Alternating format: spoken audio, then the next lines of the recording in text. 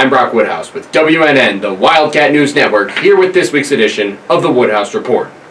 Lots of upcoming events, lots of sports, and lots of homecoming anticipation is building up in Marcellus.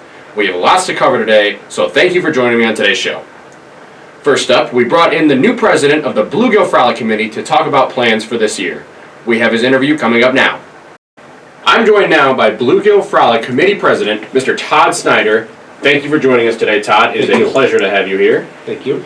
So, before we talk about this year's festivities, which is kind of what we plan on talking about, I like to start with a little bit of background. So, for years and years and years and years, the Frolic has been the festival in Marcellus. So, planning this thing is huge.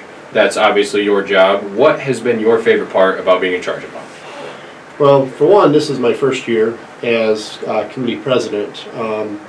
I've been in the Frolic Committee now for, this will be my third year. Just kind of the ideas, getting ideas around, brainstorming, what's going to work this year compared to last year. So just the different thought processes that go into it, and trying to make it a community event that we can make the community feel involved one way or another. Yeah. Sweet. So we have some inside intel that you have big plans for this year's and some upcoming frolics. What is one thing that we can all look forward to soon? Well, this year we are we brought our Bluegill Frolic hot sauce back for one. Mm-hmm. So that is available now, different areas throughout town. We're looking to get more rides this year. We've already reached out and have got that pretty well set up. Looking to bring the parade back in a bigger fashion, getting communities from around the area involved, looking to bring the Queen and King back, so look for information on getting signed up for that. And just kind of, again, getting that community feel, trying to bring outside people into Marcellus for the frolic. And obviously the fishing contest will be involved again. So Beautiful. We're going to stay with that. Yep, I know that's everyone's favorite. That's one of the big parts of it. Yep. Great. So in the months leading up to it, it's not until the summer, so multiple businesses are running monthly fundraisers this year, the first of which is the Tupperware and Scentsy Bingo at Patch and Remington. So you guys have been fundraising for as long as this event has been around. What are some things that you're doing differently just on the fundraising side? So, as you mentioned, we've got February 20th, we're doing the Tupperware / Scentsy Bingo at Patch and Remington. That starts at 6 o'clock, $5 for one ticket and $1 for any additional ticket. Mm-hmm. And then she is planning to do that in also March, April, and May. And also we're going to be piggybacking with different fundraisers on a monthly basis now going forward. We've already decided that in May we're going to do an adult prom, and that's also going to contain silent auction baskets. In June we have our car show set up, June 20th at the VFW, and they're going to tie that in with an event that the VFW has going that evening, so it'll be an all-day thing for some people. And then July we're doing a cornhole fundraiser. It'll be downtown Marcellus location. Kind of keep tabs on that. We'll keep you updated. And then so we're, like I said, fundraising is a huge part. So yes. We need community involvement, business involvement, all of that. Mm-hmm. Okay. So, like you said earlier, you guys are back at it again with the Bluegill Blast hot sauce. I've heard this stuff is great. Where can we find it? It is. It's very great. It's kind of a sweet heat, kind of a Cajun type flavor to it. Not overpoweringly with the heat. So it's somebody that doesn't like spice still would probably like this. Right now we have it available at Sun and Soul. It is available at Terrell's. It's available at Tony's Pizzeria and at Amy's Diner. It's $8 a bottle. And all funds go to the Bluegill Frolic, and we're hoping to buy more and more cases. So come Beautiful. on down, check it out, and we appreciate the support. Absolutely. I'm going to have to go pick up some of this stuff after we get done filming here. There you go. So the can drive is another one of your fundraisers. Where can we find the donation spots for that? So we've got Sun and Soul will be one location, and Terrell's will be another location. We're still looking for that third location. I need to reach out to a couple people to see if they're willing to have a can sit there. The nice thing about this is we're tying it into the community. The art program here at Marcellus is going to be doing some painting on these. So we're going to start kind of with a white background, and the plan is for every year to have a class do some sort of a painting. So these are eventually will become artwork from different classes through the years. I actually like that idea a lot. That sounds great, yeah, because then it'll cement everybody's legacy from being here and being a part of everything. Right, exactly. That's a really good idea. So one of the other things we talked about earlier was the VFW car show and the all-day events there. What are we exactly looking forward to that day? So car show is going to be from 9 to 4. We're hoping to have a good turnout with cars. We are going to have our Bluegill Frolic tent set up. We'll have merchandise available to buy.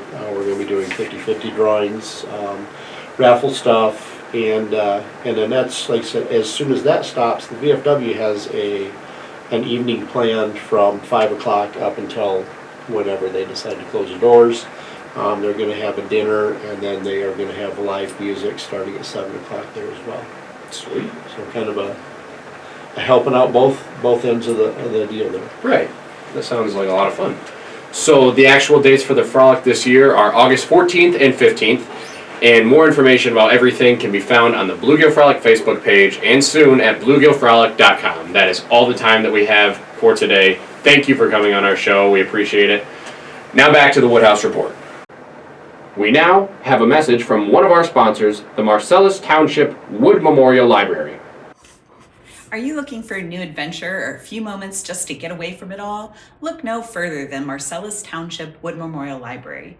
Your library card is your ticket to a universe full of wonder, intrigue, science, technology, romance, and so much more. Your library card can help you save space in your backpack, suitcase, or on your nightstand when you use it to access the Libby app, a digital source for thousands of ebooks, magazines, and audiobooks. Log in, check out, or read or listen on your phone or tablet with the Libby app. Looking for a specific book that's not in our collection? Easy. Your library card lets you borrow materials from all over the state through MEL, the Michigan E-Library. And teens, you're busy, we know it. Give yourself a break. Connect with the world of young adult fiction where there's fantasy, science fiction, mystery, friendship, family, and maybe even a bit of romance.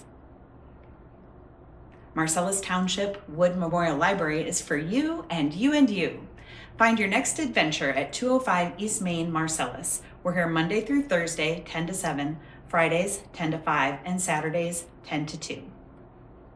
Give us a call at 269-646-9654 or find us online and on Facebook. And remember, kids who read succeed.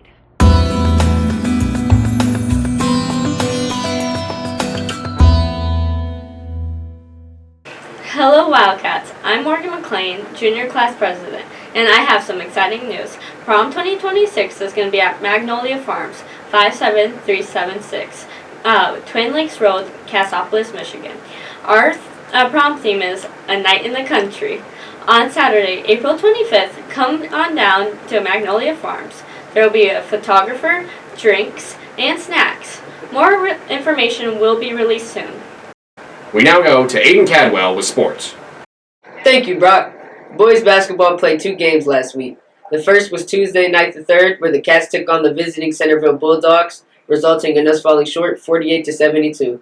That same night, the girls traveled over to Centerville, coming home with a 20-56 loss. After that, all 3 teams traveled to Lawrence to take on the Tigers at home in a triple-header matchup. Scores for that night are available on marcellusathletics.com.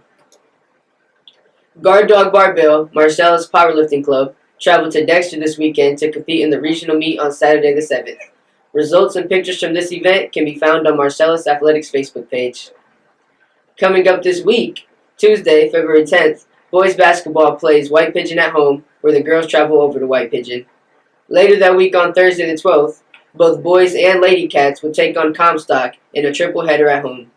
We now go back to Brock Woodhouse for wrestling news. Thank you, Aiden. Wrestling had two meets this weekend, first with the girls team traveling to Plainwell for their Southwest Michigan All-Conference meet on February the 6th. Secondly, the Saturday the 7th, the boys traveled to Comstock for their Southwest 10 Conference Tournament. Results for both events can be found online at marcellusathletics.com. Wrestling also had last week's Athlete of the Week as Michaela McWilliams took home a first-place finish on January 30th at the 5th Annual Altman Invitational. That's all that we have for sports this week. February is Black History Month, and now with more on that is reporter Akoy Goodlaw. February is Black History Month. This year, 2026, marks a century of national commemorations of Black history. In 1925, when Dr. Carter G. Woodson planned the first week-long observance of Black history, he couldn't have anticipated the impact he would leave on the world. Year after year, Woodson built Negro History Week into an African American and American cultural institution. He set the themes and provided materials to illustrate the contributions people of African descent had made to history and modern culture. 50 years ago, in 1976, President Gerald Ford designated February as Black History Month to honor and recognize the too often neglected accomplishments of Black Americans in every area throughout our history. This year, when we are also commemorating the 250th anniversary of the United States independence, it is important to not only tell an inclusive history, but an accurate one. You can celebrate Black History Month by reading a book by a Black author, watching movies that celebrate Black history and culture, support Black-owned businesses, cook a meal that celebrates African American or African cuisine, or visit a Black history museum or virtual exhibit. The best way to celebrate is to always be kind and remember the words of the first Black Supreme Court Justice, Thurgood Marshall, who said, "In recognizing the humanity of our fellow beings, we pay ourselves the highest tribute."